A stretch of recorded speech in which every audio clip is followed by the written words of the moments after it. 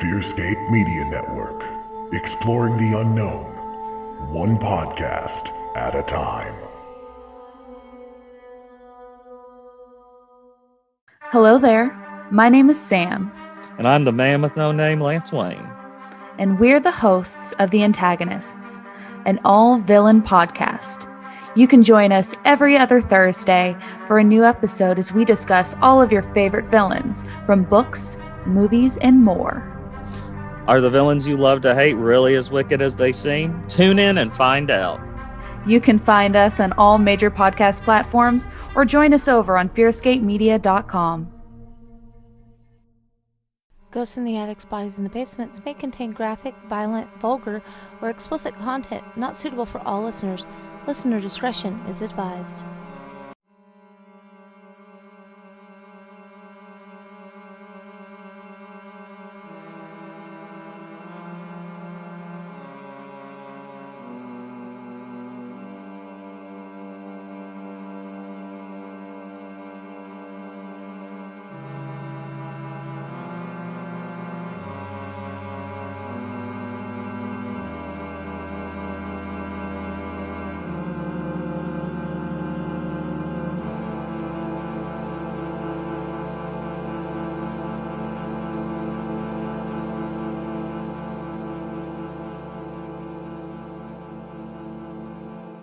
Hey guys, welcome back to Ghosts in the Attic, Bodies in the Basement. I'm Anna. And I'm Lindsey. Let's go inside.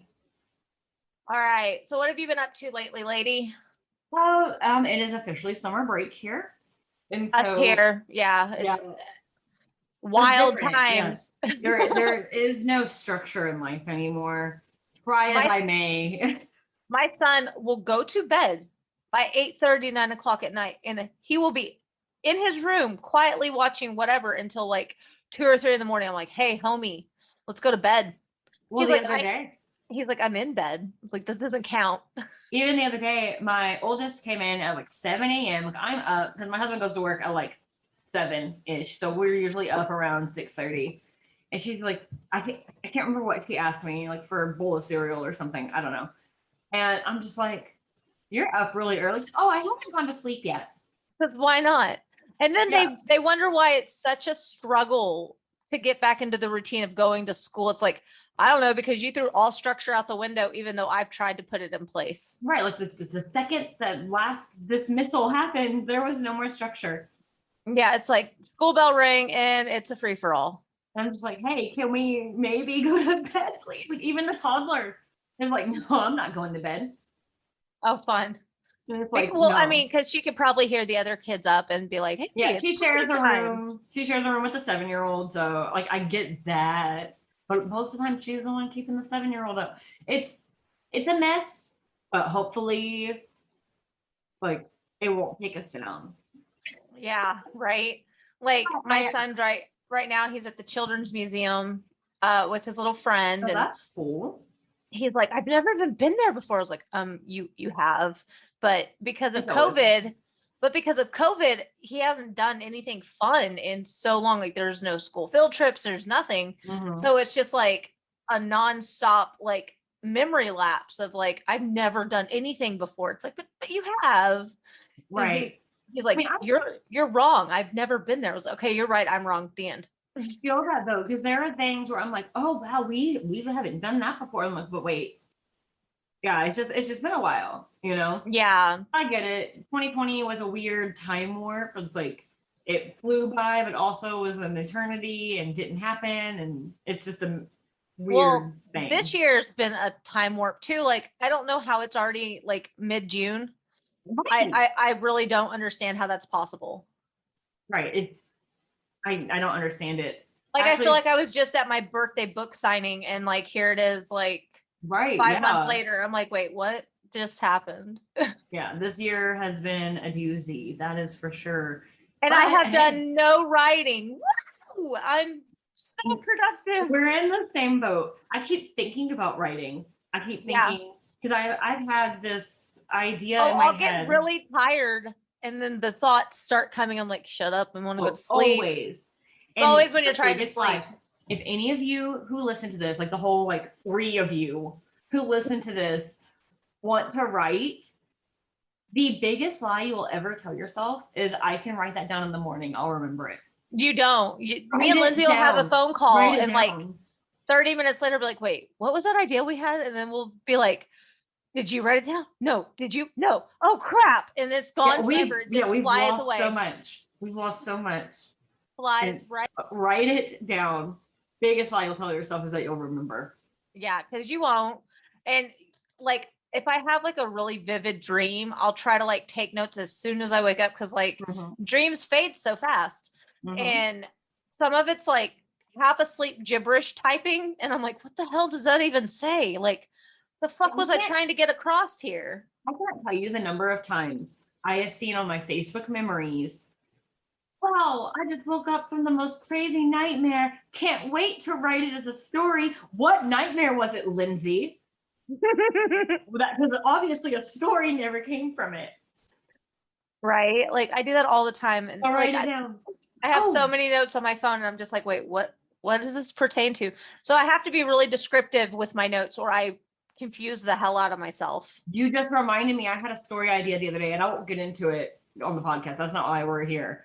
No, but I need I'm to intrigued. Write it down, and I need to tell you about it when we're done recording. But yeah, so enough of us gabbing away. I think you go first this week. I think I went first last week. And if not, then you're going first because that's what I just said. Because that's the randomness of my brain is I swear I went first last week. And if I didn't, sorry guys, Lindsay gets to go first 2 weeks in a row. So are you covering true crime or paranormal this week? Okay, I'm actually doing something different. It is on the paranormal side of things. Ooh, but okay. It's not my usual ghosty type stuff that I usually cover. I'm gonna talk about aliens today. Ooh, yes, all the alien stuff. I love alien abduction stories, or like one of my favorite seasons of American Horror Story was the Asylum one, and they had like an alien like trope type thing in it. It was really interesting. Yeah, like I don't remember the character's name because it's been so long since I've watched American Horror Story because my child does nothing but watch YouTube, which is just my favorite. But they have like an abduction thing in that season. It's really cool. And not to mention the whole season is just really wild in general. But so I'm like obsessed with aliens. I believe aliens exist, Bigfoot exists, Loch Ness Monster exists, all of it. Like I believe in all of these things, and my husband just rolls his eyes at me. Okay, but the thing with aliens, we just talked about how it's like already almost mid-June. I don't know. A lot of people might already know this, and it's kind of been one of those things that's been in the back of my head for a while now. But in June, the Director of National Intelligence and the Secretary of Defense have until the end of the month, or they were supposed to get together and plan all this out or whatever. They have until the end of June to declassify everything the government knows on UFOs and make it public. Oh, hell yeah. I'm so excited. Because like I remember looking at documents a while back and everything was like blacked out. I'm like, hey, that does me no good. I also have to say, as a side note, I play Fortnite. You can laugh at me if you want. Like I get like a lot of kids play it or whatever, but it's fun. And the new season that just came out in June is alien invasion themed. And I feel like that's just Epic Games making a huge joke about the fact that the information's coming out. And if it's not, what a funny coincidence. But I have a feeling that they probably know. That's hilarious. And so I was like, okay, they had to have done it on purpose. I love it. But back on topic of the actual like demand for release or whatever you want to call it. It was actually part of the Intelligence Authorization Act for the fiscal year 2021, which was a part of the coronavirus relief bill. Oh, really? So we got all our stimulus checks. We're also getting aliens. Oh yeah. Money and alien facts. I'm about that. Right. And you probably already know this because it's kind of old news, but we just talked about how 2020 was a weird year. Can't talk. The government did actually confirm in like April 2020-ish that UFOs are real. Well, but it kind of flew under the radar. I was gonna say nobody really caught that, and then I mean I didn't. Maybe some people did, but because shared mostly in the form of memes, the world was falling apart. So yeah, let's just slide that little tidbit in. we were at this weird standstill, like fight or flight or freeze moment in history where we mostly time kind of stood still. Like I said, it was like a weird time warp in 2020. We all switched to survival mode. Nobody, because April 2020 is everybody was buying all the toilet paper. April 2020 is right at the start of everything happening, at least in the United States. Like it had already been happening in China for quite a while, but like it was the height of it all happening. So it was mostly, like I said, I mostly know about it from memes because that's kind of the coping mechanism that most of society took on, was like laughing at it. So it's like, of course UFOs were real. We're all gonna die and UFOs are real. This is great. Everything's fine. Didn't that Tiger King special come out around that same time too? So everybody was just obsessed with Tiger King. Yeah, so we're like, we all just kind UFOs. forgot about UFOs being real. That's crazy. I had no idea that they like formally announced, hey, by the way, UFOs are a thing. Yeah. Just in case you're wondering. Yeah, and so then now they have to say like, okay, like, well, everything. Which, if it's put into a bill that was then signed by the president and all of that, makes me really wonder. It's like, okay, well, what do you know? Right? Like, what is happening? And the former intelligence director, whose name apparently is John Ratcliffe, is saying that it's going to be big. Ooh. So like, that's exciting and also terrifying. Fucking terrifying. Yes, it's so much. And so with all of that, because that's been heavy on my mind between playing Fortnite and there's aliens everywhere, like you can drive UFOs, you can get abducted, like all sorts of stuff. Fun. So between that, knowing that this is coming in June, like and some other stuff like that I'm going to get into, I was like, okay, I got to do something alien related. And so then I got to thinking about 2020 again. And last summer, about a year ago this past week, actually, ironically, we had like a bit of a family emergency come up. You probably remember personally, but our listeners don't know, where we had to kind of unplanned drive up to Nevada. In the height of the pandemic. Yeah, which meant driving straight through because like you can't stay in a hotel in a pandemic. Yeah, I mean, you can, but it was really hard to get into hotels at that time. Oh, we didn't know if any were open. We didn't know, like, because it's always kind of questionable with hotels, like, are they really clean? And so then add in a brand new pandemic that we know nothing about at the time, and it's just like, oh, we didn't really feel comfortable stopping anywhere. So like, yeah, so we had to drive up to Nevada, and we live in Texas, and so the route that we had to go to be able to go up northwest meant we had to drive through New Mexico. Ooh. And we actually, on the entire drive, actually ended up driving through Roswell and by the general area, if you don't know exactly where it is, Area 51. Well, and that's another thing. Are they going to actually state, hey, Area 51 is real? This is what happened. Well, Area 51 is real. It's more like what happens there is debated. Well, yeah, I know it's a real base, but like, is it real in the sense of like, that's where all the alien shit went down? Right, exactly. And so we just got to drive through alien pop culture conspiracy whatever area. And that's so awesome. Did you stop at any of the themed restaurants while you were passing through, or were they all closed? First of all, they were probably closed. But I didn't even know that there was like a flying saucer shaped McDonald's, or else I would have freaking stopped in Roswell. I don't even like McDonald's, but I definitely would eat at a flying saucer McDonald's. I will say the welcome to Roswell sign, like the city sign or whatever, it was really cool. I have a picture of it. I was driving, so it was like not taking my eyes off the road, just holding my phone up to the side and snapping a like blurry picture really fast. Because I also have a Baby Yoda bobblehead on my dashboard. Oh, funny. So I have like a picture of Baby Yoda with the Roswell sign behind, like real blurry.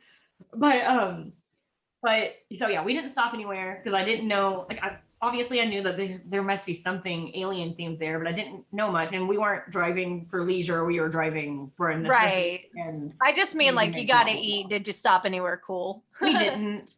But let me also start by saying, the last probably half hour or so as we were driving in, so we're coming east into Roswell. But okay, there was something, it's all just field. I don't know if it's farmland or if it's just public land, like I don't know.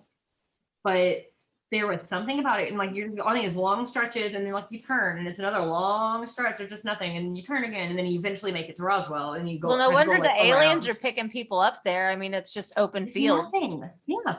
And so like there was something about that last half hour before we actually hit town that I just felt so uneasy. And I was like, if I'm driving in the daytime, I can't imagine doing this at night. On the way back down, we did go through at night. Yeah. I don't know what it was. And it might have just been me knowing like we're inching closer and closer to Roswell. Like what's happening? Like what's gonna happen? Right. But it was eerie, and I can't tell you why, but it was very eerie. And so Just gave you a very unsettled feeling. Yeah. On the drive back though, we did also come back through Roswell, and the GPS had us turning because we didn't really drive through town. I think when we went up, we may have gone a little bit more through town than the route it was taking us on the way back. Right. I had been driving for several hours, and I was at that point where I had to pee so bad that I was in physical pain. Oh no. And like I'm talking, I was driving for miles on empty highway. Like I could just pull over right here. I could just pull over. No one would ever know. But like I couldn't bring myself to do that. Right. Especially like we had kids in the car sleeping. My husband was sleeping. We had our dog with us. At the time, we only had Muse. And so I'm just like, I can't just stop on the side of the road because also, what if I get murdered? Right. No one's around. And so I was Well, like, I have to stop somewhere. that you know. People hide all the time in plain sight. True, Like it's true. crazy. And so, or like you're lucky you'd be squatted down going potty, and then there's a snake that bites your officer is butt. gonna come. But so I was like, so I start seeing town coming up. I see on the GPS like it's Roswell coming up. So we start coming up to civilization, and I'm like, oh, thank God, there I can stop at a gas station and pee, and like even like top off the tank, all that. And then I'm sitting there at the light, like the welcome sign to Roswell's right there, and like you can see mostly deserted because it's the middle of the night. It's like probably like 3 or 4 a.m. at this point. Yeah. And the GPS was like, turn left.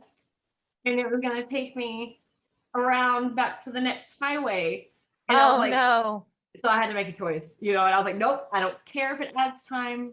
I have to go to the bathroom. And so like I go and I find a gas station, like I go in and like everything's fine. But I couldn't help but notice, like I said, it's like 3 or 4 in the morning. There were a lot of people out riding bicycles. The hell? And not just like, oh, there's one person, maybe they work nights or whatever. Like I saw multiple people out riding bicycles. Bicycles in the middle of the night. That's so bizarre. And it was funny later, shortly after it happened, I had told like my family, like, updating them how the trip has gone and everything. And I'm like, like, I thought that was really weird. I don't know if there was a reason for it, if maybe drugs were involved. Yeah. And my dad said, well, it was Roswell. Maybe it was all aliens and they're trying to be human, but they don't know how to be human. So they're out in the middle of the night, which is not what the average human does. Right. That's hilarious. But I mean, but maybe. Maybe, because I've lived a lot of places around the country. You have too. Yeah. Never have I seen that. Lived a lot of places, small towns, big cities. Right. Quote unquote, like weird areas like Colorado. Yeah. And never have I just seen a bunch of people out riding bicycles at 4 a.m. No. And I mean, where I live specifically, if they're out riding bikes at 4 a.m, they're probably tripping. Right. Sadly enough. Right. And like maybe somebody listens to this who either lives in New Mexico, has previously lived in New Mexico. Maybe y'all know something we don't. And maybe maybe it's like the cool thing to do. Hell, I don't know. Really, maybe a lot of people, like maybe there's like a high demand of night shift jobs there. Maybe. Because I went during COVID, so it's not like the things being closed were really any accurate indication of how the nightlife is there. Yeah. And so, yeah. But so with all of that, so with the memory, with it being a year ago, with it being June and the government has to tell us the truth and like Fortnite, everything, it really got me thinking. And I realized that my perception and knowledge of Roswell as the alien thing was just about bare minimum warp through the game of telephone type of idea where I'm like heard it on a podcast, seen it on a TV show, something like and that. it's a very popular reference, like pop Yeah. culture reference. And I so, mean, there was even a TV show called Roswell. I think they even remade it at some point, but I didn't watch the remake. I did, however, watch all of the original show. It was really good. and so it was one of those things where I was like, okay, what actually happened at Roswell? Right. That's why I go to the internet, and ironically, history.com has like a little article thing called "What Really Happened at Roswell," and I'm like, well, you couldn't have made it any clearer than that for me, history. And so I decided that's what I'm going to talk about this week because Nice. I didn't know. I'm sure there's somebody out there who didn't know the details of Roswell. And so let's go back to the summer of 1947, ironically around mid-June to July time of year. Okay. But there was a rancher who whose property was about 75 miles north of Roswell named Mac Brazil. I don't know how to say it. Sorry, I forgot to look up how to say it. And he was out on his property and he came across some wreckage. And apparently that summer there had already been a lot of news stories about flying saucer sightings. And so he's like, hey, maybe this needs to get checked out. So he brings the debris in to the sheriff. And apparently the debris was like oil, paper, rubber strips. I don't know. And he takes it into the sheriff. And then they're like, you know what? Like the sheriff of Roswell. And then they're like, you know what? Let's contact the military. And they contacted Colonel William Blanchard of the Roswell Army Airfield. So the next day after they contacted the RAAF, the base in Roswell, they released a statement stating that the many rumors regarding the flying disc became a reality yesterday when the intelligence office of the 509th Bomb Group of the 8th Air Force Roswell Army Airfield was fortunate enough to gain possession of a disc through the cooperation of one of the local ranchers in the sheriff's office of Chavez County. I don't know if I said that right. Whatever the county is. So like that's like a quote. Like they're saying like, yes, we found a flying saucer after all of these rumors. Oh, how cool. They even named like there's an intelligence officer who I think I had read was like the #1 intelligence officer like in the country at the time. Oh, okay. Jesse Marcel. He was there, like he oversaw the investigation. Then, literally 5 hours after the Roswell Daily Record newspaper like reports about it, like, oh yeah, like they're saying they found a flying saucer. 5 hours later, they recant the statement. Oh, come on. They're saying that, oh no, it was just a weather balloon. Of course it's a weather balloon. It's always a fucking weather balloon. In fact, I brought up that I was going to talk about Roswell to my dad, who's one of our listeners. We mentioned him last week, Keith Smith. He said that like the famous picture with James Marcel and he's like with the debris around him or whatever, like that picture, like there's rumors or whatever that it was he was forced to pose with that debris as part of the actual debris. Yeah. Ooh. But here's the thing that kind of goes along with that rumor or whatever. The night that the military went to investigate the wreckage, James Marcel took some of it home, woke his son up in the middle of the night, and his son was around 10. I've read 10 and 11. So he's somewhere around that age, wakes him up in the middle of the night and is like, hey, we're never going to see something like this again. This is not from Earth. Like, this is not of Earth. Oh, And weird. they like told it and looked at it before he went and like turned it in or whatever. James Marcel Jr. talked about how the part that he was like most fascinated by was like this little bean that had what looked like hieroglyphics on it. Wow. And he had never seen, like, it was like geometric shapes. It didn't look like letters or numbers or anything like that he had ever seen. It's like squares and circles and pyramid shapes. Right. And he's just like, what is this? But it's just a weather balloon. Yeah, of course it is. Which you and I have discussed. I did get on the NSA's website trying to look at, I wanted to see if the information had already been released because I don't follow this. It's one of those things that I'm interested in, but I haven't actively been following, if that makes sense. Yeah. And so I wanted to make sure I didn't miss anything before I started talking about it. And but I did look at some of the documents they already have posted, and they are all redacted. I don't know if those become not redacted with all of this. Somebody can clarify that for me. That would be nice to actually have like all the documents with all of the information, not just some of the information. Right. But I thought it was hilarious though, because you just said this too. All of them, it'll be like one UFO spotted, which listening to this probably already knows, but UFO is literally just unidentified flying object. It doesn't mean it's a space Alien. Yeah. but that's kind of been like the general of what it gets boiled down to is that could it be extraterrestrial? As stupid as this reference is, in Back to the Future, when he goes in to see like the first house or whatever, he's in that suit and they think he's an alien because of all the comic books in the 50s that were out. Everybody was talking about UFOs and aliens. So it's very common that when you hear UFO, you automatically think alien because it's been such a pop culture thing for so long. Right. So like these documents, they'll all be like, oh, 1 UFO spotted, 5 UFOs spotted, 17 UFOs spotted. But then they're like saying that they tracked it for hundreds of miles. And it's at these extremely high altitudes that, from my research, a regular balloon can't go up that high. Weather balloons potentially can, but they're not saying weather balloon. They're just saying, in parentheses, probably balloon on every single one of these. 17 UFOs spotted, probably balloon. It's probably just a balloon. And it just makes me laugh because all I picture is the government probably facetiously being like, oh, those dang kids down at the fair dropped their 17 balloons. Now here they are, thousands of feet up into the air. Damn it, Timmy, why'd you drop all those balloons? Now everyone thinks there's UFOs here.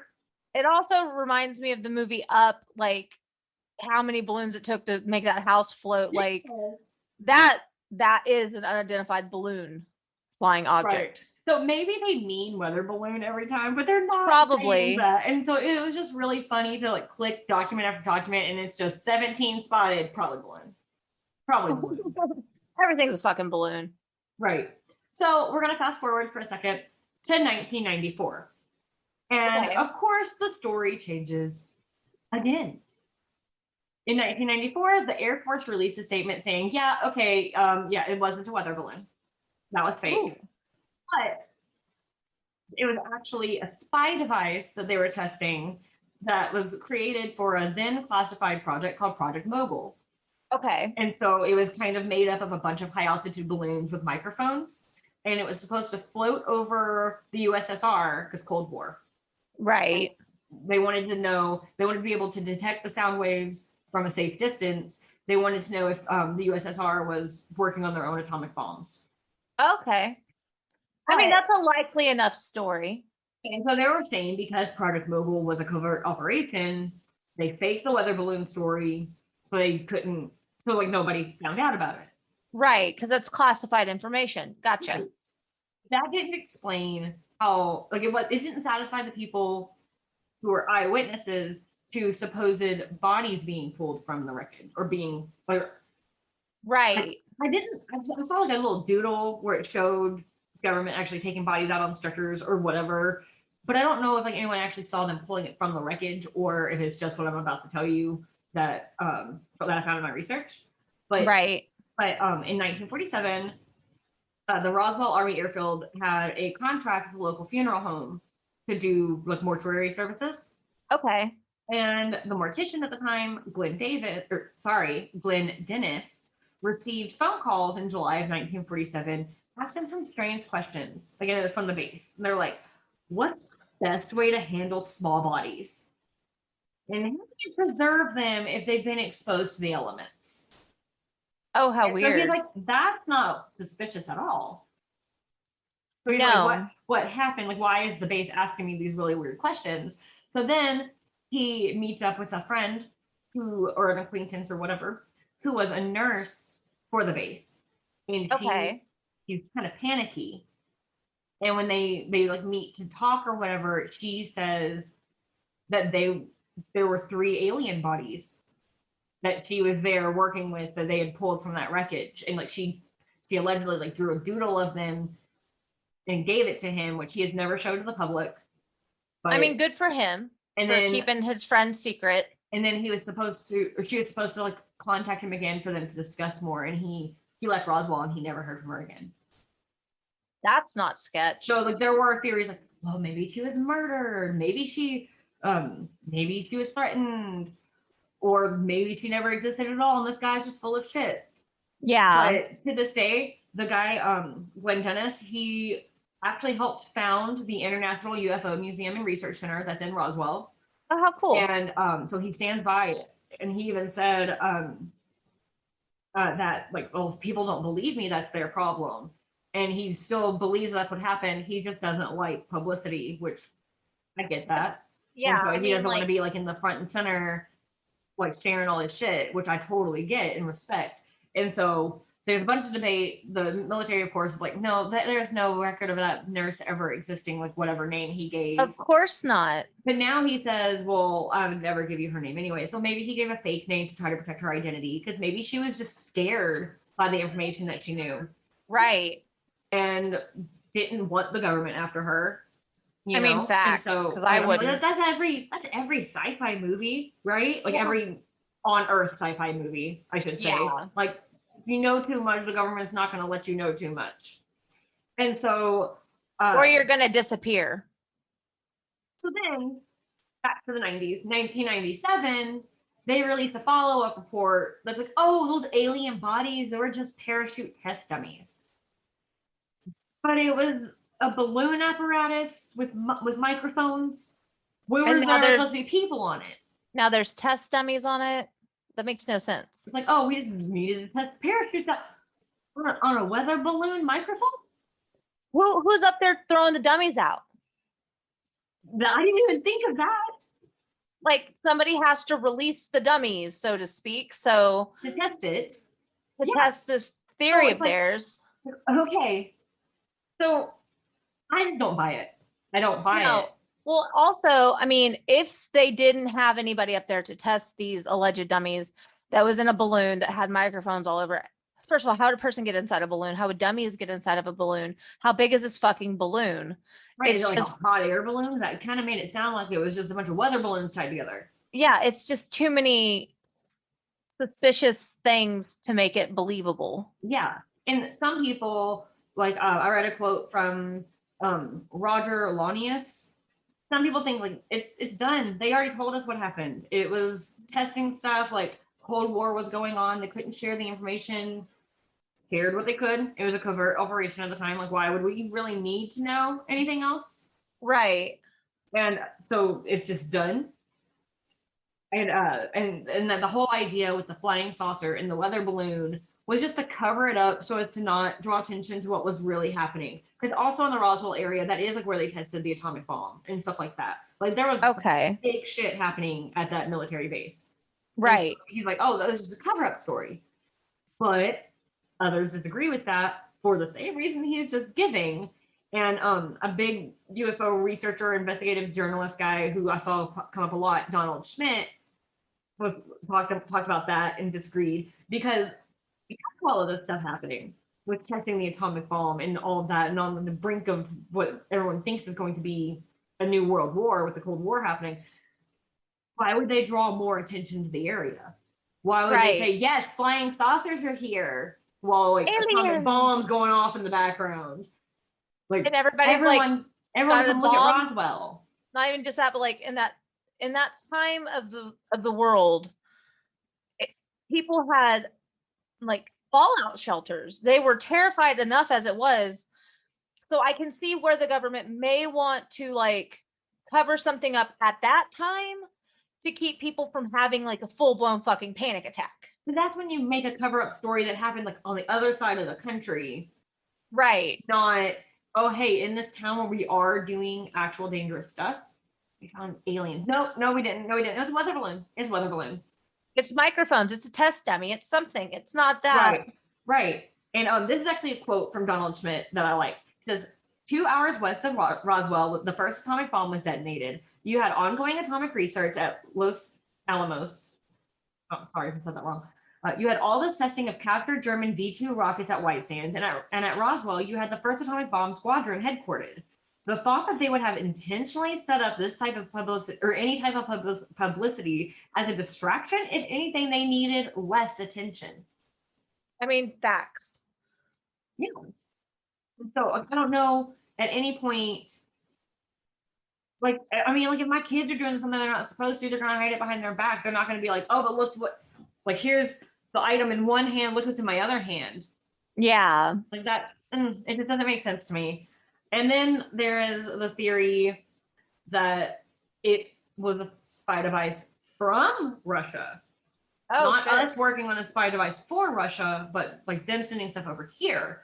And like they even tried to claim that like the hieroglyphics that Jesse Marcel Jr. saw was just him seeing their alphabet for the first time. I mean, I could see that, I guess.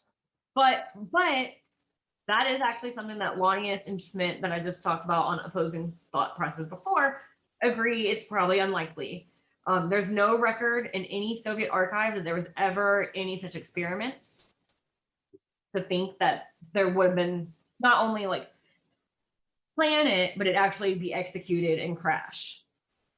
Well, and if we were to somehow intercept their shit, you think it would have caused more issues than not. Yeah, exactly. So it's like there would have been probably widespread panic if they're we found a Russian spy thing. It is war. Yeah. It's no longer Cold War. What's going to happen? It's like shit's going down. Right. And so in the end, what really happened? And like, honestly, I feel like I could see it. Our husbands were both military. Yeah. I could see it being military shit that they just can't share. They had security clearances. My husband still does. And he has a top secret security clearance. And he's like, work sucks. I'm like, why? And he's like, just sucks. And I was like, oh, gotcha. Right. Like he literally cannot talk about it. I mean, we lived in Colorado and there's parts of base where you literally can't take your cell phone out to take a picture for any reason. Nope. Not even just that. The snow globes that were on the base that we were at. Yeah. People like, look were at convinced. Buckley Air Force Base. Well, did you hear the thing that there were aliens in there? Like I heard that when I first moved to base. I was like, are you? That's a good point. Yeah, and it's like there's no aliens on this base. Like, so we get what are you talking about? Military has to hide things for a plethora of reasons. Yes, thank you. For a plethora of reasons. And so maybe it is something military that they just had to try to come up with a distraction and they just poorly distracted. But I also feel, because in looking into all of this, I actually came across a video that was uploaded in December 2020 by some news station. And it's them talking to Don Schmidt. And that's where he said the quote that I said before about like the atomic bombs, like all that stuff. And they were talking about in that video, so at least as of December, they had Jesse Marcel's diary, which if you don't remember, please the story, was the intelligence officer. Okay. Who was there. He's the one that's like in the famous picture, like all that. Like he was there. He's the one who took the stuff home to his kid. They have his diary. And it is currently, at the time of that video, being investigated because he had a super high security clearance, being the top intelligence officer of the time. Right. So like he could have written things in code, like things that he couldn't outright say in case his diary is ever found. So it's kind of like being looked into, like, well, did he tell more information than what he told and what his son told? Because his son, until the day he died back in, I think it was 2013, I think it said was when he died, like stood by, like it sounds like, no, that was not what they're saying it was. Like, that's not what I held in my hand. Well, and like, there's a difference. Like, a lot of people know about false memories and implanting false memories into people. Mm-hmm. And like, I'm sure that could be one theory, that his father implanted false memories into him because that's what he strongly believed. And that's what he believed to be his truth. So therefore his son obviously had the same shared memory. But like, if he held by it for his entire life. Right. Like his wife said like he told the story the same way every time. He never changed. He never like details differently. It was just what he saw. And so it's not like a false memory that somebody like implanted to make him feel a certain way. It's his real truth. Right. And like, and to this day, Roswell's still being investigated. He had also said, because the whole news interview with Schmidt was talking about a TV show off of the History Channel, which I'd never heard of before, called Roswell: The First Witness. I've never heard of that either, but I've it never sounds heard it either. intriguing. So they were advertising it. Apparently, it's narrated by Lawrence Fishburne. Cool. So that's pretty cool. So like, I really want to watch it, but so he was talking about like how they still are looking into things. They've still been finding fragments, and he was they're not aluminum. Remember when I said it was tinfoil? He's like, they found some metal alloy that is found for hardening steel, not aluminum. Oh, how weird. And it's also something that's not found very commonly on Earth, which doesn't, he even clarified, he said, doesn't mean it's extraterrestrial, just means it's not very common. Right. And he goes, but I can tell you what we haven't found, and that's fragments of balloons. And so that, I actually have a link to that YouTube video, that interview with the news station in my sources link, so you can go into the episode description and watch that. But there's just so much that I don't know, because this was from 1947, years and years of information that I haven't looked up until I got the inkling to look it up. It's damn near a century's worth of information. Exactly. And so there's so much, like, I probably have only scratched the surface, and who knows in the actual fact of it, how much even the people who have done a lot more research and have studied it for decades, have they only scratched the surface? Well, and we won't know anything until those documents get released later this month. I really hope we find out more about Roswell specifically, as well as like a bunch of other things. Yeah, because there's a lot of encounters too, where people, which I'm sure we'll cover at some point, but like people's encounter stories, like there's so many people who have. Yeah, like I myself feel like I saw something in the sky one night that didn't seem like a shooting star, and that's like a whole other story. Like that was ironically, I was driving to New Mexico, but that was a couple of years ago. But my husband was working there at the time, and we were just trying to go like visit him for the weekend or whatever. And I'm like in the middle of nowhere, like you don't even have radio signal, let alone cell phone service or like anything. So middle of like, it's like late at night, I don't remember the time. Eerily quiet.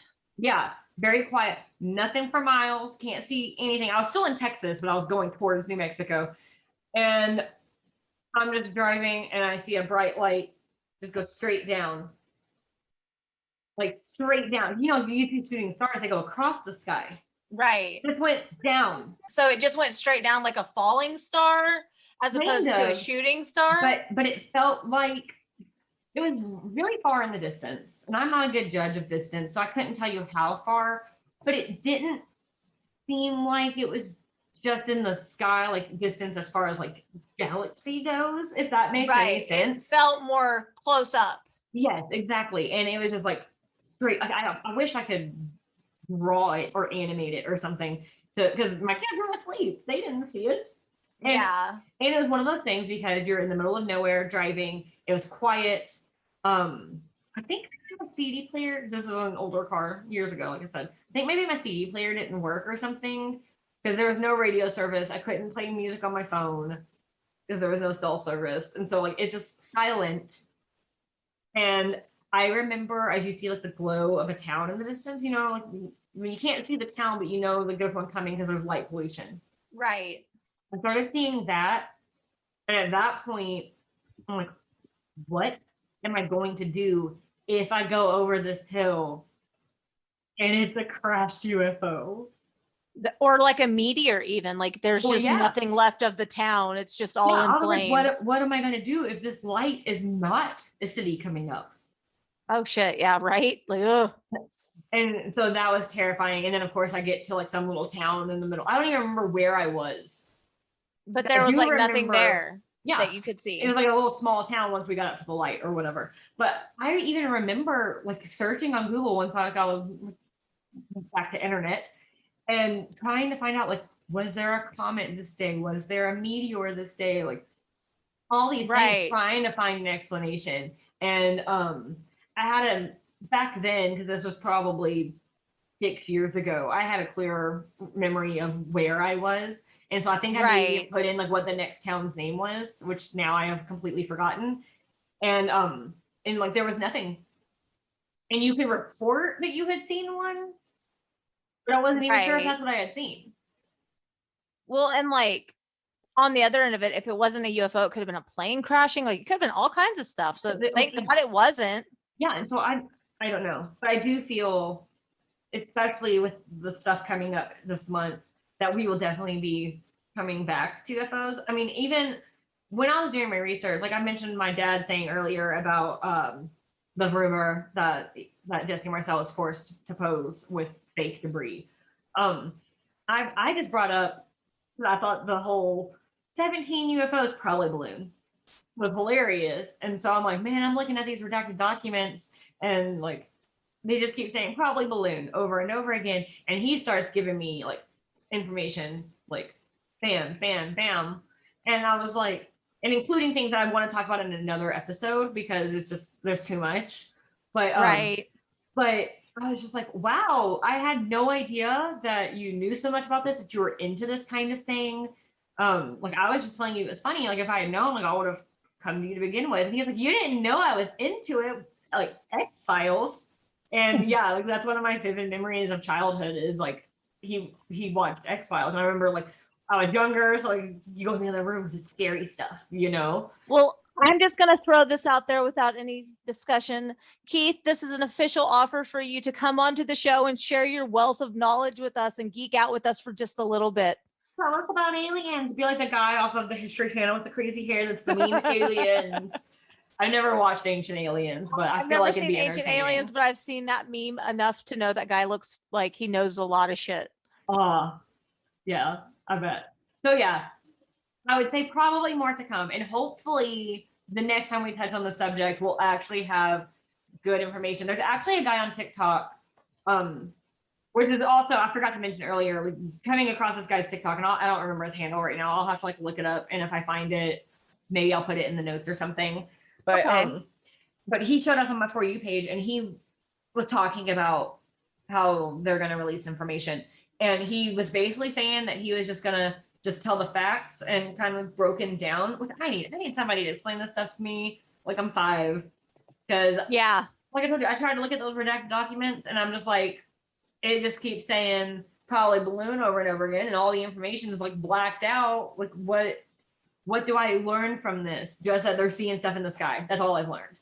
And so, but We all see stuff in the sky. Tell me what the fuck I'm seeing. right, exactly. So it's like, but am I not going deep enough into the documents? Am I missing something? Like I don't know. And to be clear, Lindsay's just covering Roswell, the myth about the town right now.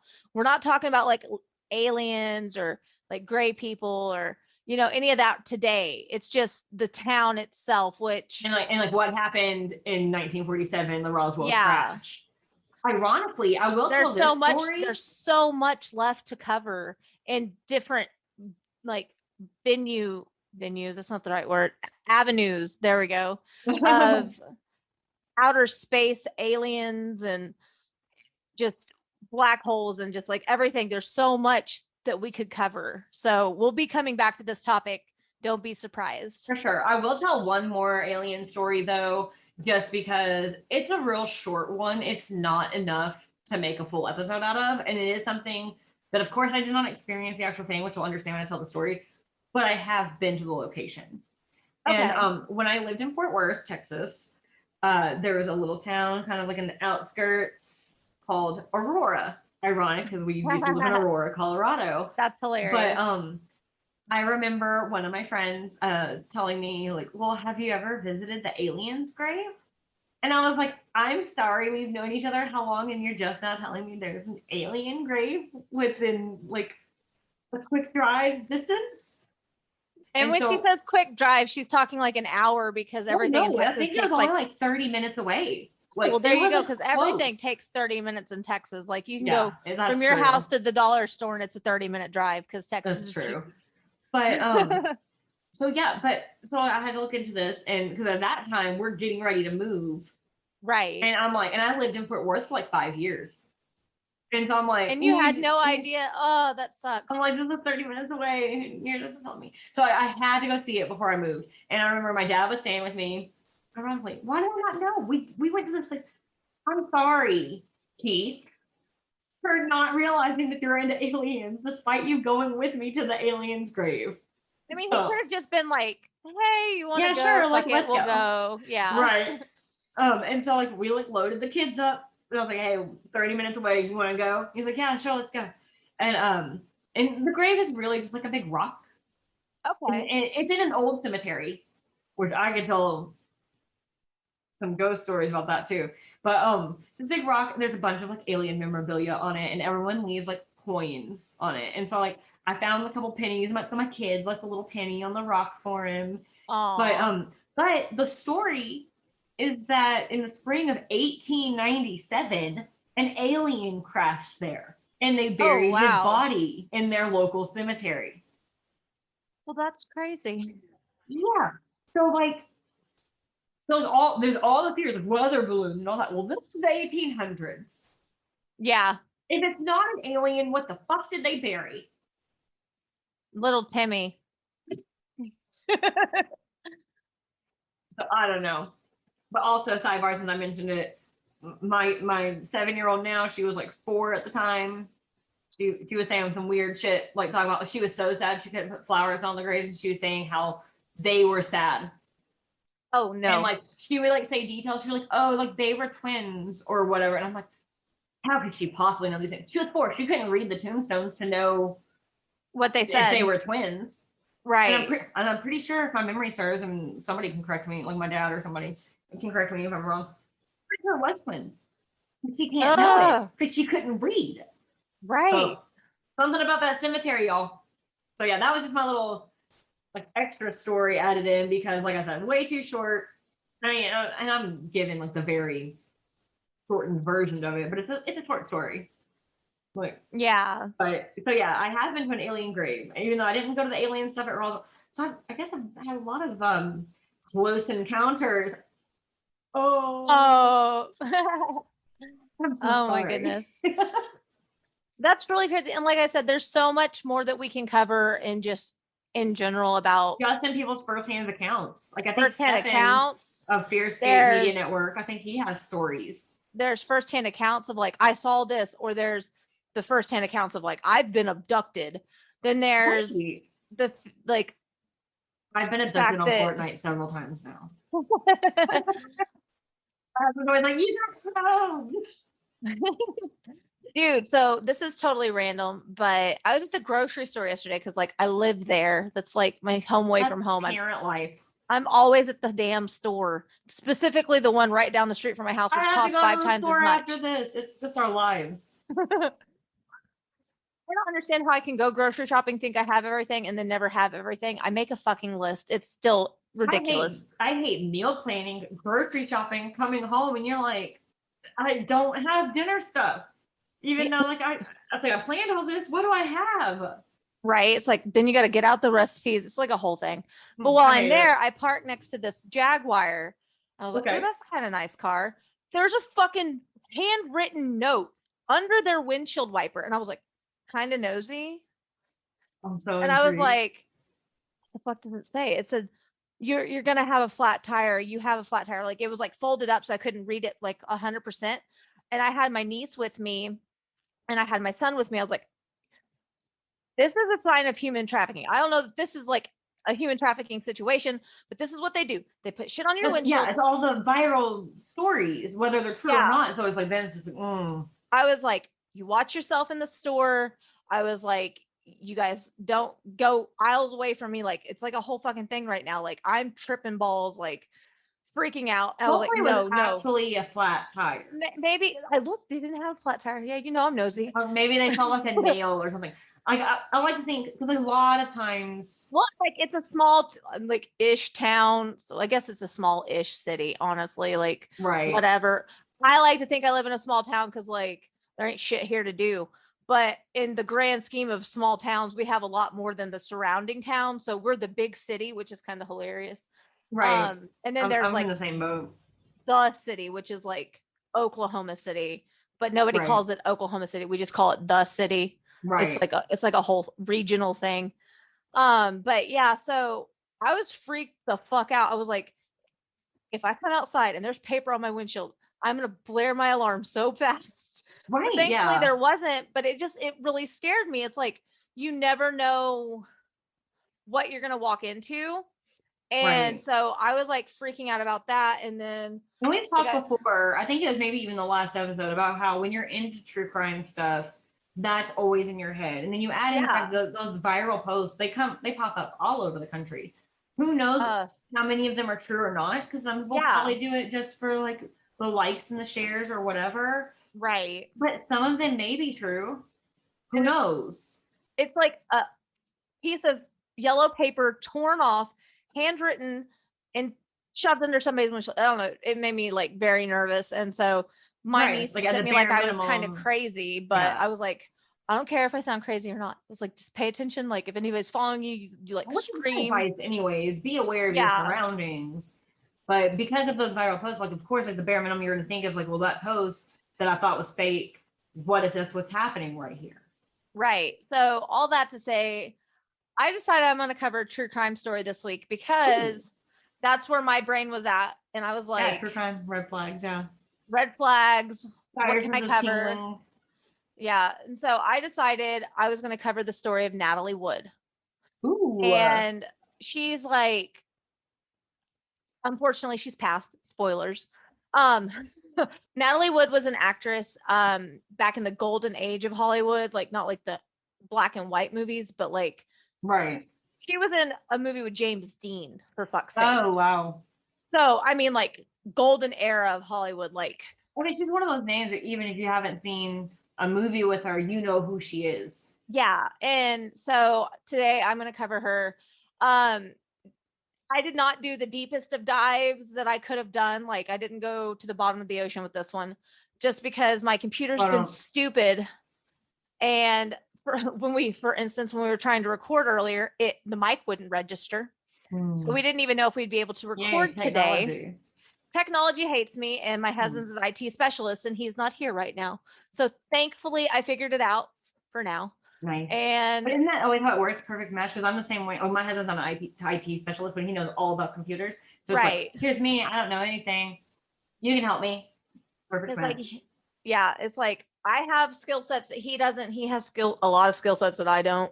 And so because of that, it's like a perfect meld. But yes, I thought I would cover her, and it's like I said, not the deepest of dives. If you want the most like deepest of dives that I've come across, it would be the My Favorite Murder episode 215. I don't remember what they titled it, but it's episode 215. If you search, I remember that episode. It's a really good one. Yeah, Georgia did I never knew any of the and stories. it was so in depth. Nope, Georgia did, and I double checked. Yeah, before I got on here. I remember even what I was doing listening to that because I had heard Natalie Wood died or whatever. Like I said, it's one of those names that everyone just knows. Yeah. But I never knew any of the details. And so I was just like, but you all can't see me. My jaw's open. Yeah. I was like, oh yeah. And then you're like, wait, we're recording. This is an audio thing. It's a podcast, Lindsay. One day we hope to have like a YouTube channel, but that's in the like distant future when people, listen to our show. I'm not saying we don't have listeners. Those who do listen every week, we really do appreciate you. But if we don't know how many of you there are, we feel like we're talking to the void. I feel like I'm just like talking just into the wind. And so if you do listen, aliens. If you do, maybe the aliens are the only ones listening to us. Fuck, I don't know. That's what they're like pumping out into space. If you do listen to us every week, please just tell your friends about us so we can continue to entertain you and grow. But this week I'll be covering. Can't talk today. Red Bull's back to Natalie Wood. Natalie Wood. I got my sources. They'll be listed, but I read a few different articles. So let's jump into it. Yeah. Natalie Wood. No, can't talk. Natalie Wood was born. There we go. Natalia. I'm gonna say this wrong. Zakarno. That's my best shot, guys. I tried. She was born July 20th of 1938 in San Francisco, California. She's the daughter of 2 Russian immigrants. And a few weeks before her 5th birthday, Natalie made her film debut as a character actress in a 15-second scene. So like she was just briefly in this movie called Happy Land. It came out in 1943. I've never heard of it, but I mean, it's an older movie, so I'm not surprised that I haven't heard of it. Despite the brief part, she attracted the notice of the director of that film, Irving Pitchell. He remained in contact with Natalie's family for the next 2 years or so, advising them and telling them that when another role came up, like he was on it, like he wanted Natalie to audition. So one day out of the blue, he called Natalie's mom and asked her to bring Natalie to LA for a screen test. This woman got so damned excited that she up and moved her entire family to LA. Oh, wow. Before her daughter got the part or anything, like auditioned, anything. She just was like, this is it. And so they just like moved to LA. Okay. Well, to no surprise, Natalie got the part. And I keep saying Natalie because that's what her name is that we know her by, but Natalia was her name. And they studio executives decided to change her name from Natalia to Natalie because it sounded more American, which is just so shitty. Also, because did you say Russian immigrants? This is the same time I just covered with Roswell, like the 40s. Cold War, we don't like Russia. Yeah. Let me reiterate, in the Cold War, we did not like Russia. Right. I realized out of context that sentence sounded made weird. No sense. Yeah. But it's the same time period. So yeah, it makes sense. They'd be like, hey, you need to Americanize your name. And like Natalia is such a beautiful name though. It is, I love it. So she got the part and she played a post World War II German orphan opposite, are you ready for this? Orson fucking Welles. What? Yeah. Like her career launched in a big way. Like she was with all these big known actors in all these films. Orson Welles, as Woods, he played her guardian. And then she was in Tomorrow is Forever.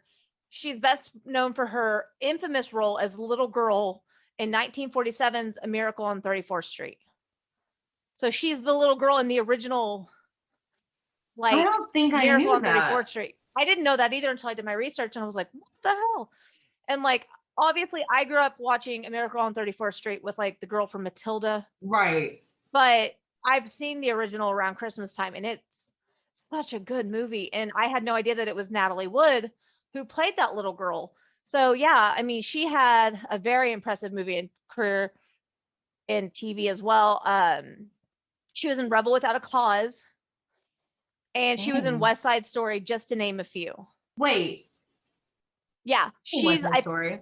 She's in West Side Story. Let me check. I want to say it's Maria, but I could be all kinds of wrong. She's Maria? I think. Let me check. She is. She is? Oh, did you get it before I did? He's Maria in West Side Story. How did I not notice that? I didn't know that either, but Rita I Moreno's remember in watching West Side Story too, and I love her so much. I remember watching West Side Story a lot when I was a kid because it was one of my granny's favorites, and yeah, we watched it all the time. Movie. Yeah, it's a good movie. So I mean, she has an impressive like IMDb page. Let me tell you about that. Yeah. She was a huge star. She was awarded Best Supporting Actress at just 16 years old for being in Rebel Without a Cause, and she by the age of 25 was nominated for 3 Oscars. That's impressive. Like, I'm 32. I haven't even been nominated for shit.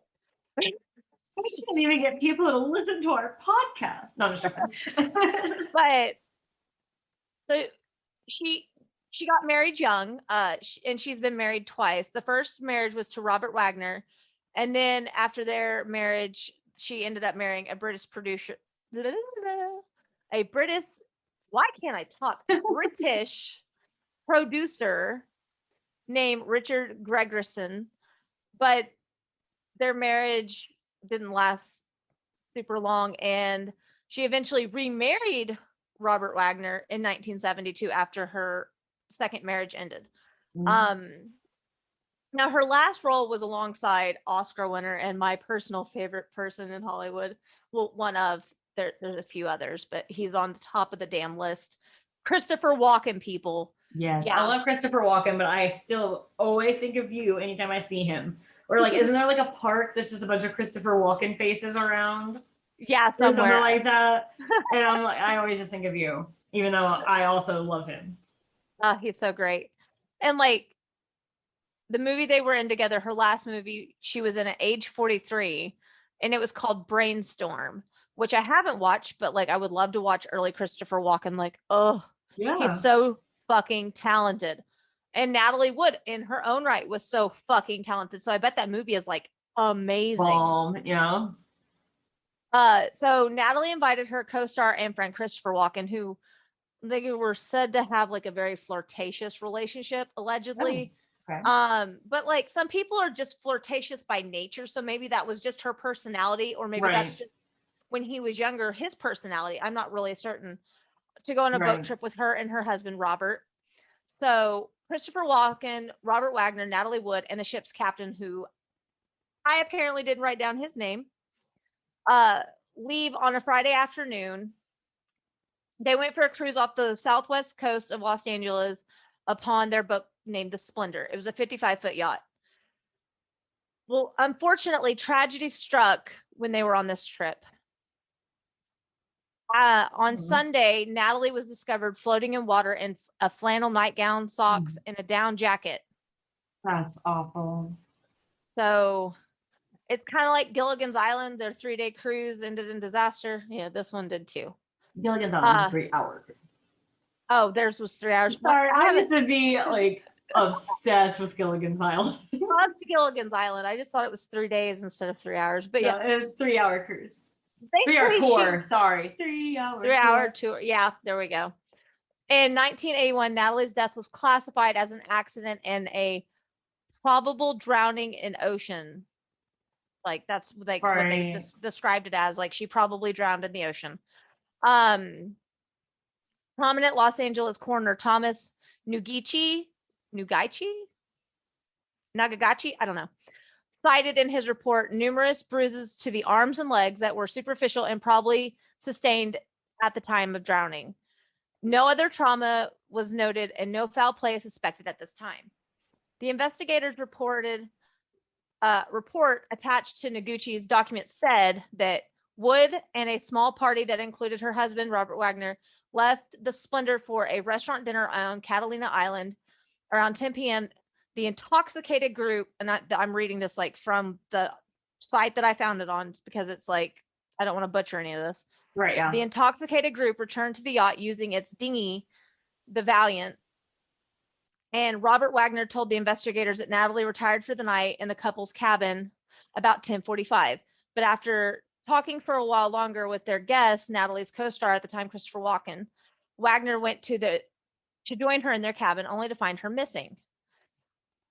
So they then like discovered that the dinghy was also missing and they immediately radioed for help.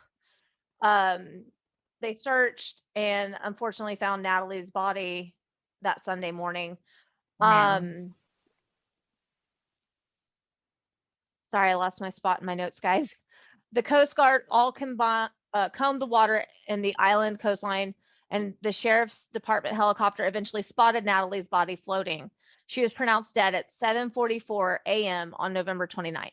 Now, here's the deal. There's a lot of speculation, and I'm going to leave it like that because it is just that. It is speculation that there was a cover-up, that there was a fight between her and her husband because she had that flirtatious relationship with Christopher Walken.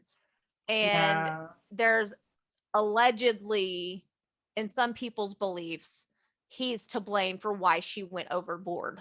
But he's obviously not in prison for her murder. So it's just a really unfortunate, tragic accident that happened. And like I said, it's a really short one for me this week, guys. There was so many articles, but a lot of them just repeated themselves and the information. And you can correct me if I'm wrong. I vaguely remember from the My Favorite Murder episode, one of the theories, other than him doing something and it being covered up or whatever, it was that maybe they had been fighting and she like stormed off. Yeah. But in regards to that, she was terrified from what I heard on that My Favorite Murder episode. She was terrified of dark water. She was terrified of like water because some psychic that her mom took her to when she was a little kid told her that she would drown in dark water. I forgot about that detail. So, but which like adds a whole other paranormal. And that's me quoting thing My into it. Favorite Murder because I could not find that in my research. So that's a quote from My Favorite Murder is that she went to a Right. psychic and that she was told she would drown in dark waters or die in dark waters, something like that. And so, like I said, it's a short dive for me this week, but it involved Christopher Walken, and I had to because I have like, listen, I'll be devastated when Betty White dies. I'll be like in a ball, and people have to console me like my own grandma died. It's gonna be like a whole fucking thing. But Christopher Walken is also on that list of people that like Robin Williams was. Like, I will be a blubbering mess when he passes away. It's Right. just, if you know me, you know.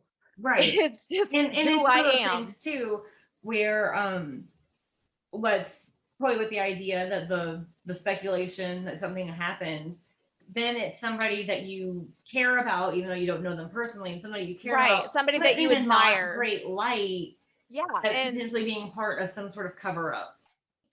from everything I heard, he refuses to talk. I mean, he obviously talked to the police because you have Right. to, Yeah. but he refuses to publicly speak about this. And like, good on him, because if he didn't do anything, he didn't do anything. But you don't have to sit there and preach your innocence, because Right. then that just makes you look guilty as shit. Not only that, And he this was respects his friend. Yeah, he and respects his friend enough coworker.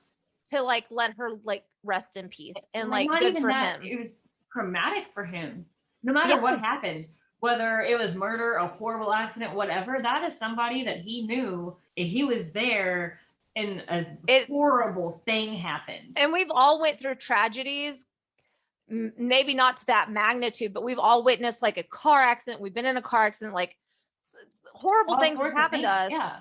And at the end of the day, like, you don't like talking about it all the time. And if you do, you got something you probably need to talk to a therapist about. I mean, you and I talk a lot about like our issues, which of course are nowhere. They're not this level, but we'll like talk it out. That's how we process things.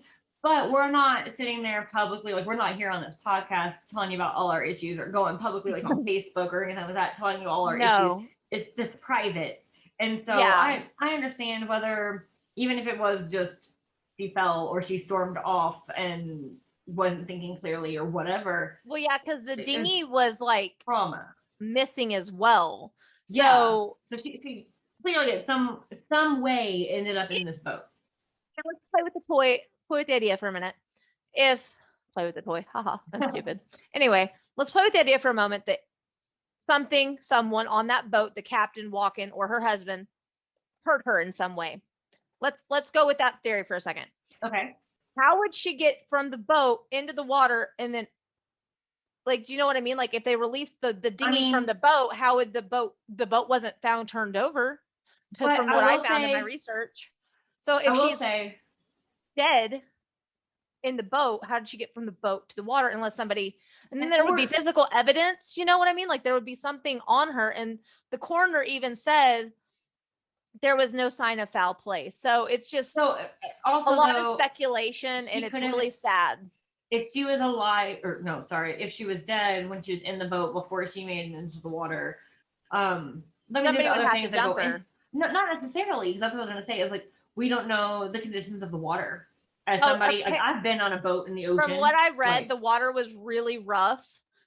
So like that, in my head, the boat would have it could have just tipped instead of capsizing the wrong way, and it doesn't flip, and then it ends up back right side up, because boats are made to balance on the water. It's just the saddest thing, because no matter what happened, it's tragic. And like, they were in My Favorite Murder, they were saying that unfortunately she was getting aged out of Hollywood at like 43. Like, that's cruel, guys.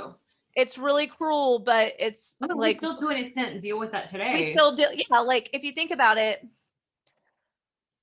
there's a lot of beautiful, gorgeous women who are in their like 40s, and they are given like mom roles when they could be playing the lead as just like a romantic interest. Like, There's Right. no need for them to have children, but Hollywood standards dictate that, oh, well, once you hit a certain age, you must be married with children or a divorcee or something Right. stupid. Meanwhile, I don't know. Grease is all a bunch of old people playing high schoolers. I know, right? I Ugh. love Grease, but you know what I mean. I love Grease too, And but they're I not think old. They I just were think- not high schoolers. I think they were in their 30s at that point when they were At playing least like some of them. Yeah. like 18-year-olds. Yeah. Yeah. So, I mean, shit, even today, y'all all seen the Vampire Diaries. Nobody in that show was like 17 years old, except for maybe the Same main with Pretty character Little girl, Liars. right?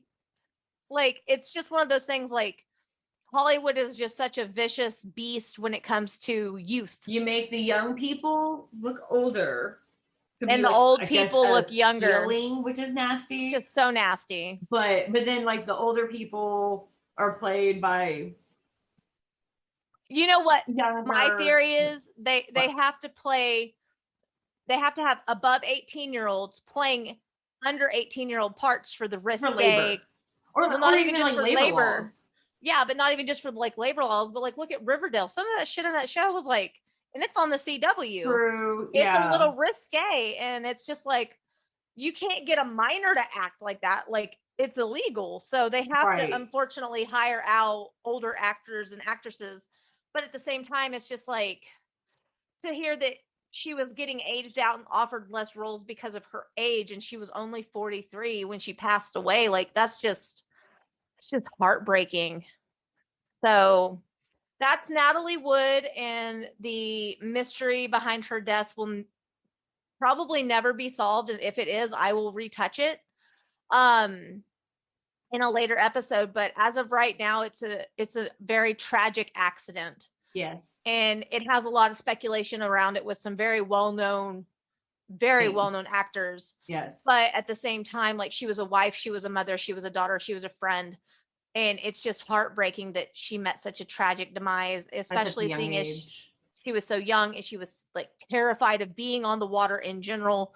Like, and she tried to face her fears and stuff, like like her and Robert Wagner, from what I heard on My Favorite Murder, like they got remarried on a boat or a yacht, or probably a yacht because they're like rich people.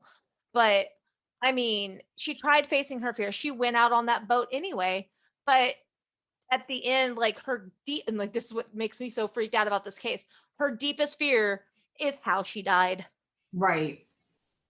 And like my biggest fear, for anyone who wants to scare the hell out of me, is to be murdered while I'm at my house, specifically while I'm showering, because you're vulnerable in all the ways. Thanks, And Psycho. right. Thanks, Alfred Hitchcock. But like Lindsey had a scare earlier today. We were about to record, and like she hears this thing, and I just hear her scream. So would you like to touch on that before we go?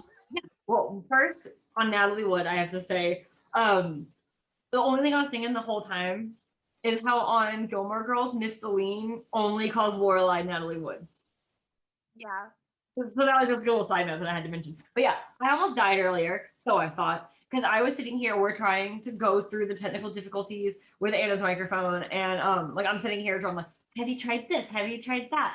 And I'm making sure my notes are pulled up, and like kids are distracted and all that. And I suddenly, my husband's at work. That is an important part here. My husband's at work. I had texted him asking about the technical difficulties because he knows technical stuff, and he might have been available when her husband wasn't, like whatever. He hadn't answered. So I'm like, he's busy at work. And then I hear really loud talking, and I'm like, well, great. The toddler turned up the TV really loud. Like, what's going on? But it sounded closer. And where I record is like in I call it the front room. It's like a little office area. At the front of the house. Yeah, It's your front room. Yeah. Yeah. And so it's not a lot closer than my living room. And I stand up to go investigate. I saw a man standing in my front hallway, and it took just like a split second to realize it was my husband. But like, that's when she screamed. And I was like, oh my God. And I'm like bent over, like, oh my God, like freaking out. And he's like, are you okay? I was like, I didn't know what happened. Your mic cut out completely. Are you there? I think I'm going too high. I'm sorry. I was just like, I just heard somebody talking and I turned around and there was a person here. I didn't know you were coming. And it was embarrassing too because he had somebody with him. Oh yeah. So like you embarrassed yourself in that moment. Yeah. Yeah. So I was like, I need to call you back. And like got off the phone with Anna real fast. And then like I didn't cry, but my eyes were stinging because it freaked me out so bad that I was about to cry. Right. Like it's just one of those like off the fucking wall chances that he would and like he came into his house, like he lives there. He doesn't think to tell you he's coming. But I was on the phone, so if my doorbell camera notified, like I didn't notice, so I didn't catch it, or he moved so fast that like it just hadn't made it to my phone yet. That happens, unfortunately, sometimes. And so like I had no idea he was here. Like I said, I had texted him. Usually he calls like, oh hey, I've got stuff at the house, especially if he was trying to pick something up. Like usually he would call me and be like, hey, could you help me get this ready? Like, yeah. Or, hey, I'm gonna need help carrying this, or something like that. And I hadn't heard from him at all, so I wasn't expecting to hear from him at all. And then he was and in then the house. There's like a person right in front of you. And I did that with my husband. Like, I'll be half awake and he'll like be moving around, like, and he'll make a sharp noise in the morning and I'll freaking scream, or it'll be nighttime and he'll be coming to bed later than me and I'll scream because my first instinct is I'm gonna die. And it's the true crime spider tingling. I'm telling you. It's just one of those things. And he's like, babe. I'm like, oh, sorry.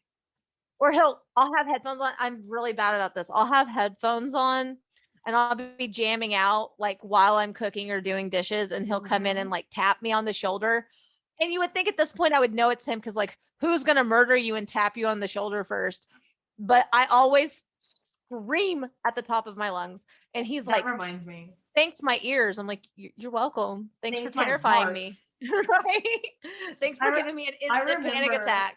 I remember because I don't know if I've mentioned this before. I know I've mentioned it to you personally, but on the podcast, because I don't talk about it because I don't know. I think I have ADHD. And I don't talk about it because I'm not diagnosed and I don't want to be like, oh, Dr. Google said. I truly believe I have ADHD.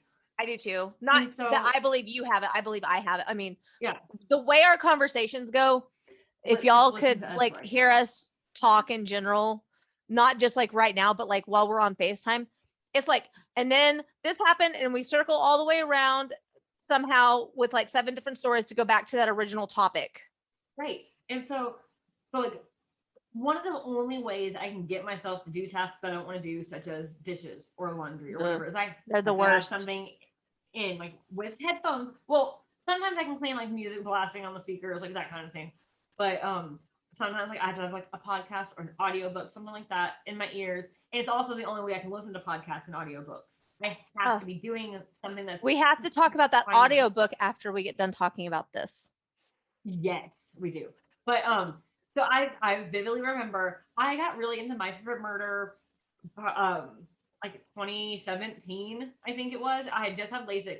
Anna had been telling me forever, like since My Favorite Murder had come out, you need to listen to this, you need to listen to this. I can't listen to podcasts unless I'm doing something with my hands that doesn't require a lot of thought. And so I was listening to My Favorite Murder and I was binging it, and I'm sitting there like cleaning my kitchen. The kids are all in bed, like all that. And I specifically remember it was the very first time, I think it was like the Halloween episode. And they're telling like ghost stories. Right. So not only is it My Favorite Murder, which can be heavy anyways, they're talking about ghosts. And so I'm all into this. And then I had arms grab me around my waist. No. And I screamed. It was my middle child, and she's just cackling. And I was like, what was you? I guess she didn't see I had headphones in. Oh yeah, or whatever, and like, oh or my she gosh. did, and just decided to be ornery because that's her personality. That is very much her personality, but it was terrifying. Like, oh my gosh. So all of this to say, you can very easily get to us just by showing up when we don't expect you. Yeah, no, it's really easy. Like, and then like my friend Kristen decided to surprise me, and my daughter called me at one point and she was like, Mommy, when are you coming home? I miss you. I was like, yeah, what do you want? Do you need something while I'm in town? She's like, no, I just miss you. Come home. I was like, Unsettling. That's not how you normally talk to me when I'm gone. So, because like her dad was here, I was like, "What do you want?" And she was like, "No, just come home." And so, like, I'm driving and I see a truck on the road, and I was like, "All right, like I'll turn on my signal to go into my driveway when normally I don't because there's no one else there." And then as I pull into my carport, there's a truck that just flies behind my truck. I was like screaming, "What the fuck?" Because like I think I'm about to die. Yeah. And then I see this like black top of like somebody's head, and then I Uh-huh. see them drop significantly. And I was like, "Oh," I said, "You bitch," like at the top of my lungs. Like I'm sure my neighbors just loved me that day. Oh, I'm sure. And I like blood curdling banshee screamed it. And her friend's like, "She's gonna call the cops." And she's like, "No, she's not." And I was like, "You didn't tell me you were coming." She's like, "Yeah." And she's like, "You didn't see us on the road?" I was like, "No." So while I'm hyper aware of my surroundings, I'm oblivious to my surroundings. Like you could be in Walmart, wave at me, I won't see you. You have to come up to me I get in the because zone of what I'm doing. I'm busy. Again, it's the whole thing where I think I have ADHD. Like I do too. I get hyper focused on what I'm supposed to be doing. It's not even just hyper focusing for me. It's just like I don't want to be at Walmart. So please don't make me be at Walmart. Mm-hmm. So back to that audiobook. Let me go into my yes. library. It was called I'm Thinking of Ending Things by Ian Reed. Okay.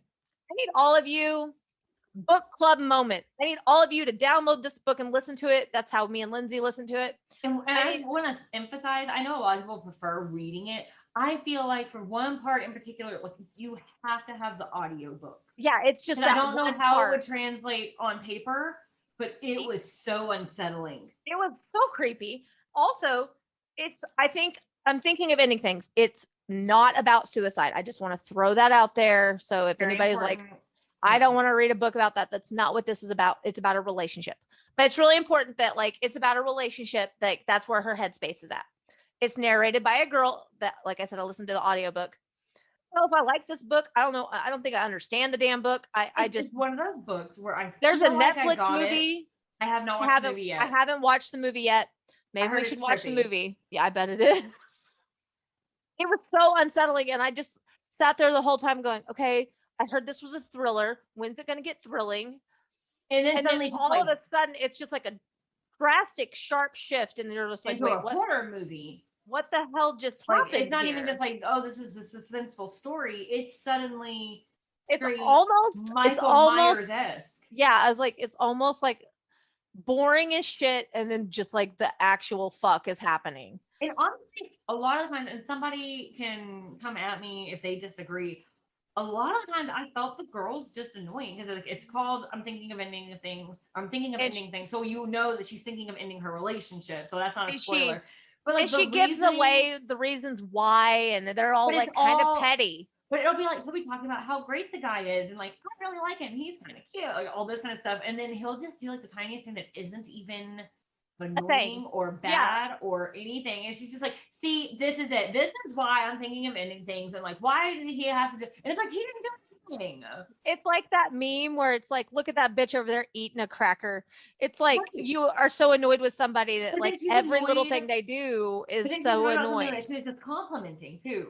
Yeah, it's, I don't know. It was a good book. It was a very like mind fuck type book. It's one of those books to me where I'm like, I think I get it, and we'll discuss that off air privately, so we don't want to give spoilers. Yeah, I think I get the ending, but also part of me wonders, was it actually a good twist, or was it one of those shock factor? I mean, it was good enough for Netflix to make a damn movie about it. I mean, but yeah, I mean, but it's what, you know what I mean? Like, is it just like a got you? Yeah. Now, like, look I'm how just gonna say intelligence I am as a writer that you didn't get. Some of the words they were using, I was like, okay, you're smart. We get you.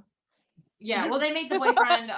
He's like a biochemist or something. Yeah, he's like super fucking smart, and so it's just like the way he talks is like very arrogant, almost. What kind of makes me wonder, like I said, and the main reason I get into this is like, we're writers, and so a lot of times I start looking at books from a writer headspace. Yeah, so, I do too. So it's one of those things where it's like, is it actually a good twist, or is it the writer being arrogant of got you? So now you have to go back and look for all the clues, because I don't see how it's possible to look at the clues. There was no clues. I don't feel like there was any One- clues. I was like, there's one little clue. Yeah, that I which didn't we can even talk about. catch Yeah, we can until talk my about it, like, sister talked after. about something that she had heard about the movie. Okay, see, and that's the thing is, like, I want to see if they stay true to the book when it goes to the movie, because, like, if they don't, I'm gonna be pissed. Right, and I don't know. We'll have to talk about, like, a lot of the things I have to say about it are very spoilery. Spoilery, yeah, me And, too. like, I'm not But trying this to is give it a away. this is And a it's call quick for read. action. It's a It's 5-hour five-hour book. Yeah. Yeah. Which most audiobooks I listen to are like double 24 digit. hours. Yeah. Yeah. So this is a call to action, listeners. Help us understand this stupid book. I feel like I understand it, but it's one of those. It's just anytime there's a plot twist, you can go back and see the clues littered in. Like, This is not one of literally, those plot twists. I finished this book and I immediately texted Lindsay. I was like, you have got to buy this and tell me if it's stupid or not. Yeah, I was getting ready to listen to a whole different book that my friend Blake told me to listen to. It was a Stephen King book that I coincidentally already had on my Audible. I just hadn't listened to it yet. And he was listening to that and he was like, I need you to listen to this. Like, I want to talk about it. And I was like getting ready to start that. And then you texted me like the same day pretty much. And was like, listen to this. And it was so short, like I had to. And like I couldn't take, like, only reason I stopped listening was to charge my headphones and then of course like going to bed, like, stuff like that. Right. But like I wanted to keep listening. I'm just, because it was one of those things of like, okay, when does it get like a thriller? Right. But then it's just bam. And I remember there was one part where I'm surprised my kids didn't make fun of me because I had headphones in, and I said out loud, "Oh my god!" Oh And you yeah, probably know what part I'm talking I think I know about. what part you're talking about. Yeah. I said it out loud. Oh my god! And I was like almost sick. And like there's that one part, like I said, which I don't understand how it could possibly be in paper The and way have the same it's effect. written, they would have to change in my head because I haven't seen the book in physical form. They would have to change the font. Change the font, yeah. Change the font, change the size. Something. It has to be something to have the same effect. Because I don't know. That's why I recommend the audiobook on it, because I do too. For you can do other shit while you're listening to it, so that's nice. That's what I do when I'm, like I said earlier, I listen to audiobooks or podcasts while I'm cleaning and stuff. And I was just like, I just stopped and was like, the listeners can't see my face, but you just look really confused. Really confused. Like, I was just standing there like, huh? What's happening right now? I don't like this. Like, it's very, very unsettling. It really is. And like, anything, like, you don't want to like turn you guys off from listening to it. The unsettling part is not anything like graphic or it's just eerie. It's eerie. It gives you chills, and that's why we're like, we don't know how it can translate to paper. It's literally the simplest of phrases, so I'm not gonna say what it is. But it's on a loop and it changes tone. Like, it's very unsettling. And that's why the audiobook is suggested, because thinking about it. I don't like it. But yeah, so but also not. We've probably taken up all of your time that you care to hear us today. Talking about all sorts of things. Welcome to the random podcast called Ghosts in the Attic, Spies in the Basement. We've tried to stay on topic today, but we have squirrels in our brains that don't let us do that. But yeah, so send us submissions of like your own stories at gabbpodcast@gmail.com. Especially alien stories. Tell us what you're wanting to hear in June. You can tell us about things you'd like for us to cover on our Facebook Messenger, on our Facebook page, on our Instagram, direct messages, whatever. I mean, like, you can reach us a bunch of ways. It's GABB Podcast everywhere. So please let us know what you want us to cover. If there's anybody listening that has a special suggestion, we will, plug you on air, be like, hey, Keith decided he wanted us to cover blah, blah, blah today. And like, we'll give you a shout out. But we really want to hear from you guys, because like, we think we're interesting, but it would be cool if like we could interact with other people who are also interesting. And there's only so many topic ideas you can come up with on your own without it just being complete rippoffs of other podcasts. Yeah. And so maybe that's not what we're about. We're not trying to. Maybe you know something that we don't. Let us in on the there's good a case stuff. We wish that somebody would always cover and no one ever does. We Absolutely. can cover it. We will gladly cover it as long as we have resources. We will source it out. So yeah, please contact us with your own stories or stories you'd like for us to cover. interact with us about this damn book, because I need more people to know what I'm talking about. The movie and let us know if the movie's any Let good. us know if the movie's any good. We'll put the book in the show notes as well.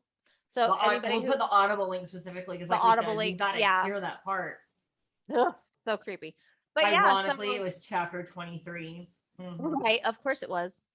But yeah, so we're gonna cover that at some point too. Spoiler alert.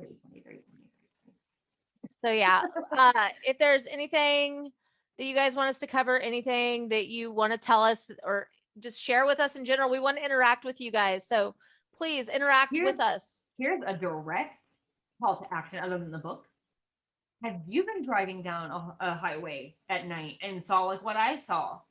That doesn't look like a meteor or a shooting star or something, and it's dropping to the ground. Or have you seen lights in the sky that clearly aren't planes? Let us know. We want to know. Or have you ever seen directly a UFO? Or an actual alien, like, hey, what's up? Tell me about it. Have you ever been abducted by aliens? Yeah, please let us know. I'll believe you. Yeah, not on Fortnite. I'll believe you either which way. But no. I want to interact with you guys because we do this because we enjoy it. So, I mean, we're going to continue whether anybody interacts with us or not, but it would be more fun if we had people interacting with us. Yeah, it's always fun to find people that you have like a common ground. And a lot of the true crime people don't overlap with paranormal stuff. A lot do. Like, I'm in groups that are true crime paranormal crossover groups. Yeah, there's a few. And there's specifically one podcast called And That's Why We Drink, which covers paranormal and true crime, and we're not trying to steal their like show ideas or anything like that. Like, no, that's not what we're doing here. It's just things we're both interested in. Or it's like, hey, I know a lot about serial killers, but also I think there's a ghost in your corner. Oh, I thought you meant there was a ghost in my corner. I about screamed. Back to my corner too. Like, you pointed that way, and I was like, wait, what? That's behind me. It's like, oh no, that's just a picture of me that my sister made. Yeah, it's a really good picture. Jennifer, I'm still waiting for mine. Just teasing you a little bit, but yeah, I guess that's it for us this week. Follow us on social at GABB Podcast. Email us at gmail.com at GABBpodcast@gmail.com. All right. Thanks for listening, guys. Stay spooky. Bye. Bye. Thank you for listening to Ghosts in the Attics, Bodies in the Basement, a Fearscape Media podcast. Music by Stephen Timperley. Artwork by Laura Ramsey. Find us online at fearscapemedia.com/GABB podcast, or on Instagram, Facebook, and Twitter at GABB podcast, or email us gabbpodcast@gmail.com. Thank you.